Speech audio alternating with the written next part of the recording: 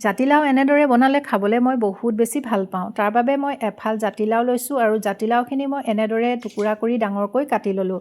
কেৰাহীত তেল গৰম হৈ আছে, তাতে আধা চামুচ গোটা জিৰা দিলোঁ, এটা শুকান জলকীয়া দিলোঁ আৰু কাটি লোৱা এটা পিঁয়াজ দি ভালদৰে এইখিনি অলপ সময় ভাজি ল'লোঁ। অলপ সময় ভজাৰ পিছতে আদা নহৰু বটা এচামুচ দি পুনৰ এইখিনি ভালদৰে ভাজি ল'লোঁ। এতিয়া মই ইয়াতে ডাঙৰ চাইজৰ বিলাহী এটাও কাটি দি দিলোঁ আৰু ভালদৰে এইখিনি ভাজি ল'লোঁ।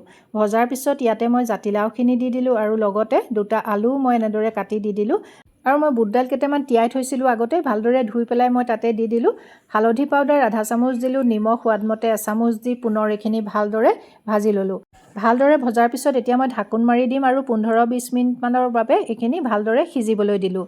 আৰু যিহেতু জাতিলাওৰ পৰা অকণমান পানী ওলায়, তথাপিও ইয়াতে মই আৰু অকণমান পানী দি দিলোঁ। বৰ বেছি পানী দিয়া নাই, অকণমান ডাঠকৈ খাই ভাল লাগে। তাতে মই ভজা জিৰা গুড়ি আধা চামুচ আৰু ধনিয়া গুড়ি আধা চামুচ দিলোঁ আৰু লগতে কেঁচা জলকীয়া 3টা দি এইখিনি ভালদৰে আৰু 5 মিনিটমান সময় উতলিবলৈ দিলোঁ। শেষত ইয়াতে ধনিয়া পাত দি দিলোঁ। এনেদৰে খাবলৈ বহুত বেছি ভাল লাগে। আপোনালোকেও এনেদৰে বনাই খায়নে? জনাবচোন দেই।